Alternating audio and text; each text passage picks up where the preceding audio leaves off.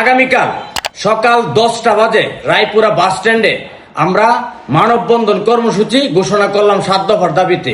সংগ্রামী নরসিংদীবাসী এবং নরসিংদী জেলা প্রশাসক মহোদয় এবং রায়পুরা ইউনো মহোদয় সহ উপযুক্ত সকল কর্তৃপক্ষের দৃষ্টি আকর্ষণ করে বলছি, রায়পুরাতে একটি 9 বছরের শিশু বাচ্চাকে প্রায় অর্ধমাস যাবৎ এক কুলাঙ্গার লাগাতারে ধর্ষণ করেছে এবং এ বিষয় নিয়ে মামলা হয়েছে এবং এটা নিয়ে দর্শক মেডিকেল সার্টিফিকেটের মধ্যেও ধর্ষণ যে করেছে এই বিষয়টা সুস্পষ্ট উল্লেখ আছে।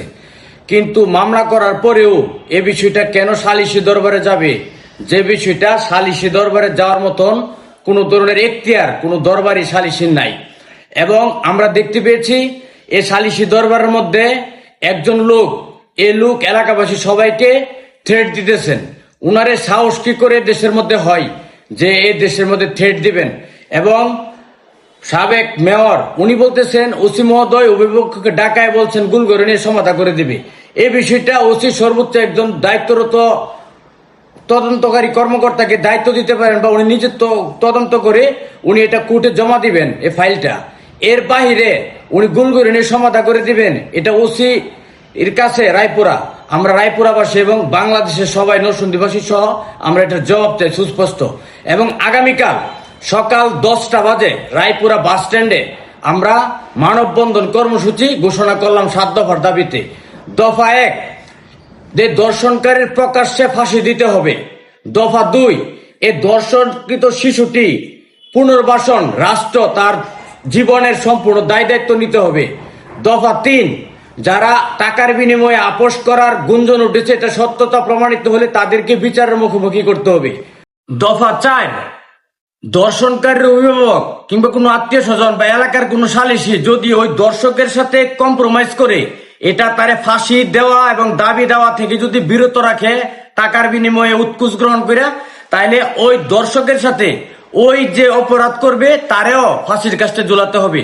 দফা নাম্বার 5, যারা এই আন্দোলন করতেছে ছাত্র জনতা এবং এলাকাবাসী, এদেরকে যদি কোনো থ্রেট দেয়, যদি কোনো ক্ষতি করে, যারা এই সালিশি দরবারের মধ্যে ছিল কিংবা এই ধর্ষণকারীকে পালাতে যেতে সাহায্য করেছে, এ সকল কর্তৃপক্ষ সবাই দায়ী থাকবে। দফা 6, দ্বিতীয়বার এ ধরনের ধর্ষণ আর করা যাবে না, করতে দেওয়া হবে না রায়পুরা তথা নরসিংদী জেলার মধ্যে। এটা প্রশাসককে সুস্পষ্টভাবে এটা নিশ্চিত করতে হবে। দফা 7, আন্দোলনকারী যারা করেছে তাদের জানমাল এবং যদি একটা পশমেও টাচ লাগে তাহলে যারা এই দর্শকের সাথে স্বার্থ সংশ্লিষ্ট তাদেরকে অবশ্যই আইনের আওতায় আনতে হবে, তার জন্য দায়ী থাকবে স্থানীয় প্রশাসন। আগামীকাল 28 অক্টোবর মঙ্গলবার সকাল 10টা বাজে রায়পুরা বাস স্ট্যান্ডে হতে 7 দফা দাবির জন্য দর্শকের ফাঁসি চেয়ে মানববন্ধন কর্মসূচি ঘোষণা করা হলো এবং আপনারা সবাই দলে দলে এই 7 দফা কর্মসূচি বাস্তবায়নের জন্য সবাই রাজপথে নেমে আসবেন, উদাত্ত আহ্বান জানাই।